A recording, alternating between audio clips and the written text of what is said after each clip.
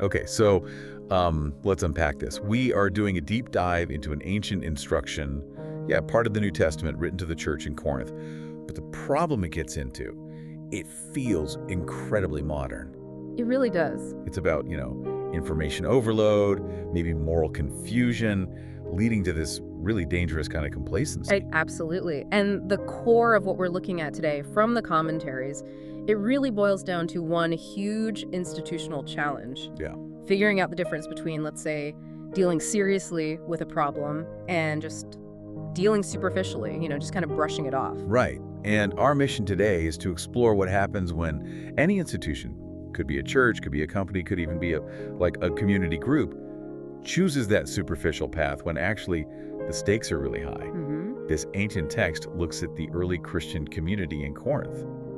And somehow, they got proud of their own tolerance. So proud it nearly destroyed them. It's a wild example, isn't it? Like virtue signaling gone totally toxic. They confused being broad-minded with basically giving a pass to serious immorality. Yep. So let's jump right into this specific scandal that kicked all this off. And look, this wasn't a small thing. Our sources describe a church member, someone claiming to be a believer, who was involved in really severe sexual immorality. He was living with his stepmother. Yeah.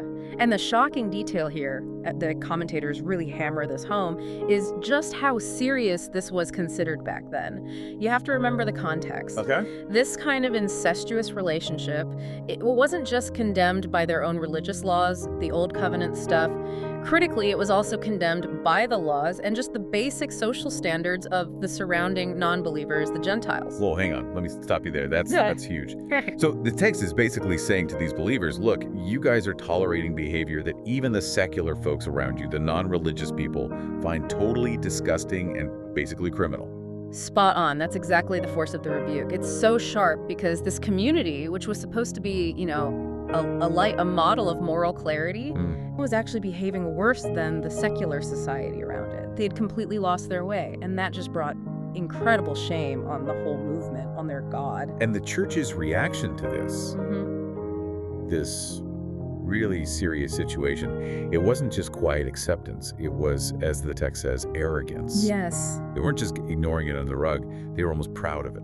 They're described explicitly as proud and arrogant. They genuinely seemed to believe their church was so, quote, broad-minded, so accepting, that they could handle even this kind of really offensive sexual sin right there in their membership.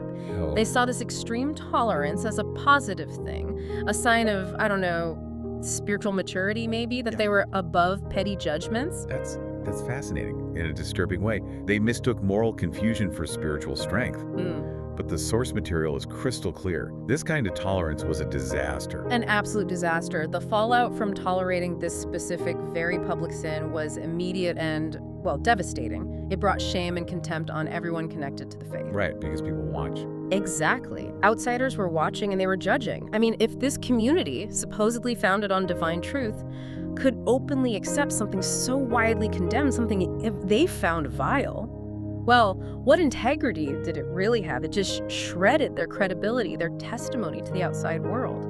Okay, this leads us straight into that crucial distinction the sources make about accountability. When does a community, or really any institution today, have that obligation to step up and act decisively? Yeah, the source material draws a really important line here, and I think this is super relevant for modern management or leadership too. How so? We're told, essentially, don't judge people's hidden motives.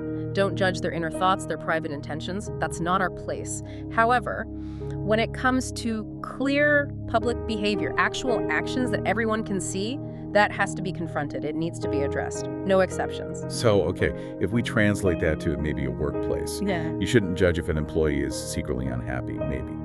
But if that employee is openly stealing supplies or constantly harassing colleagues, that's public behavior. That needs action. Exactly right. The principle being laid out is that public sin or public wrongdoing needs some form of public judgment or condemnation within that community structure. It can't just be quietly pushed aside or dismissed, hoping it goes away. Right. Especially when the misconduct is visible, when everyone knows it's happening, including people outside the group. It demands an institutional response. And I appreciate that the commentary we looked at, the pastoral perspective, acknowledges this is really, really hard. I mean, no leader enjoys exercising discipline, Yeah. right? Yeah. It feels harsh, uncomfortable. Oh, absolutely not. It goes against, our desire for comfort, for easy relationships.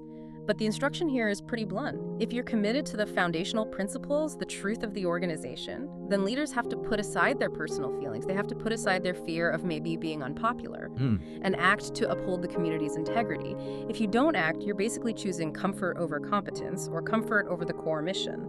Okay, and here's where that core metaphor comes in. I found this part of the source material really powerful.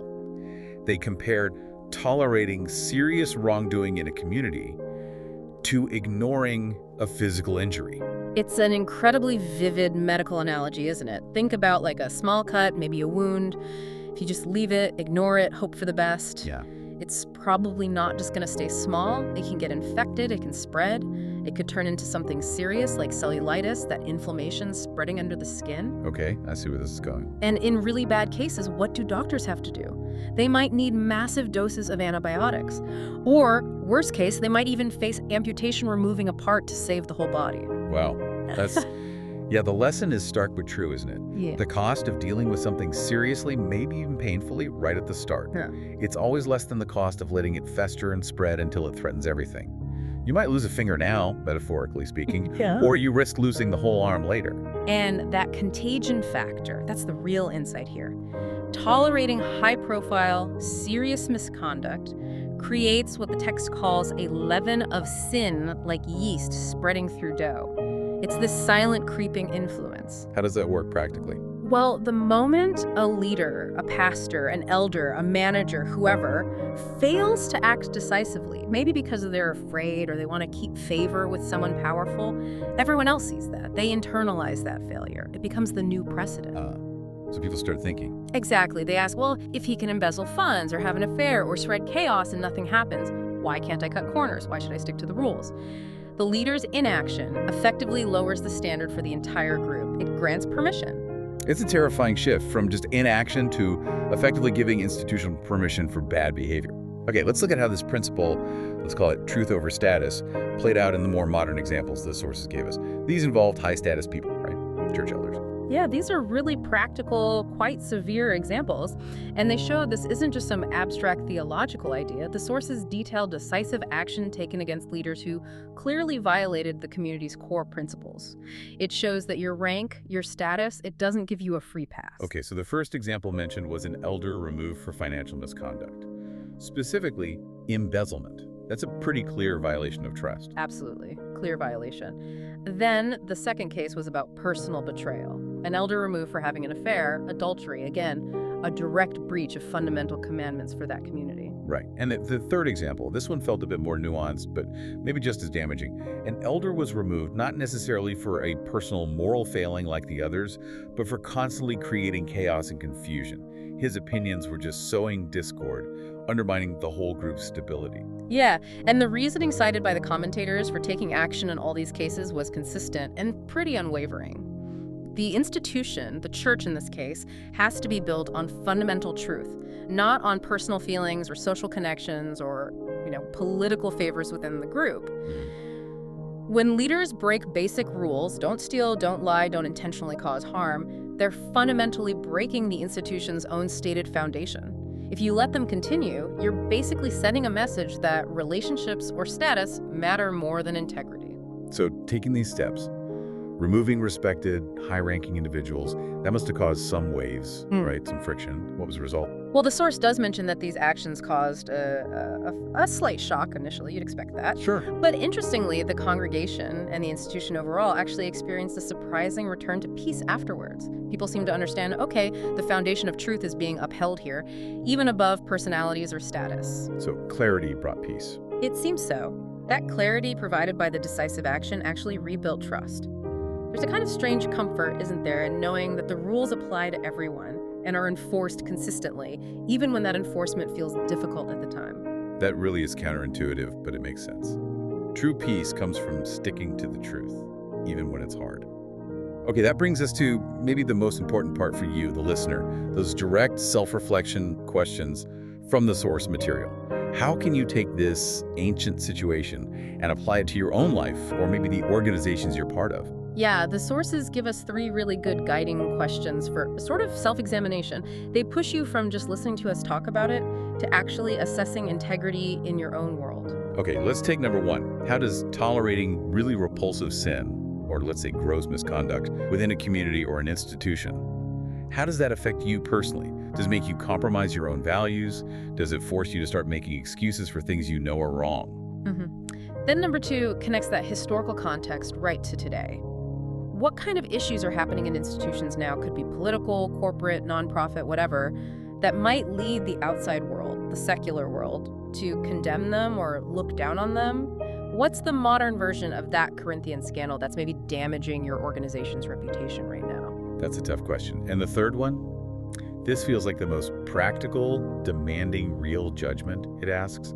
Do you actually have a clear framework, a way of thinking, to distinguish between three different categories of problems you might see? Right, and we should probably clarify that middle category B from the source material because the wording might have been a bit tricky. The framework needs to help you tell the difference between, essentially, a weakness. These are like minor flaws, soft issues, maybe small failures. They need patience, encouragement, maybe training, but not serious institutional discipline. Okay, like someone is struggling with a task, not deliberately sabotaging it. Exactly. Then B, sin or negligence. Now, this refers to clear moral failures or breaches of duty, maybe negligence.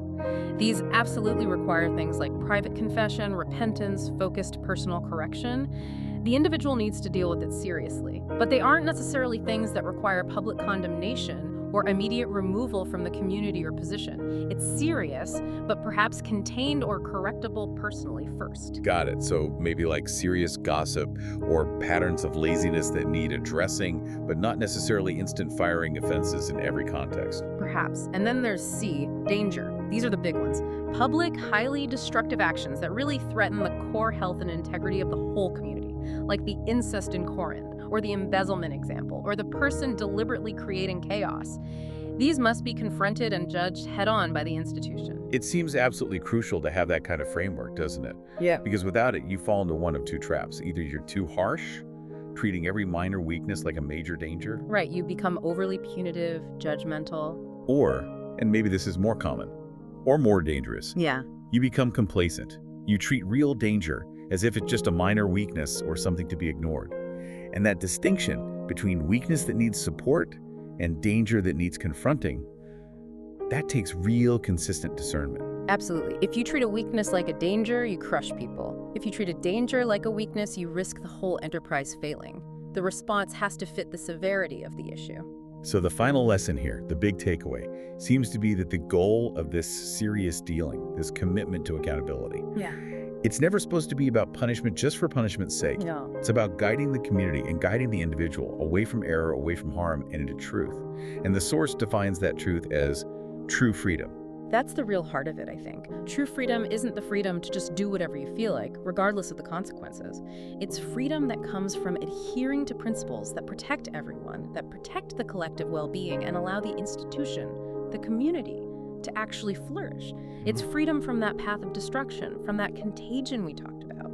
So ultimately, the source material leaves the individual who's being confronted, the one whose behavior needs correction, with a stark choice, really, Yeah. a binary choice. Yes. Do you choose repentance and confession? Do you choose to acknowledge the problem and allow the community to heal and find peace? Or do you choose to resist, to reject the correction, which the text implies might just lead down that path of destruction, either for you or for the community? And that choice, your response, determines whether the outcome is restoration and peace, or if it requires further, maybe more severe institutional correction. Yeah, the path of peace requires dealing seriously with yourself, with your own conduct, especially when it's uncomfortable or painful. It's about integrity, ultimately. Definitely something for you to think about, to mull over, as you navigate the often complex ethical landscapes of our modern world.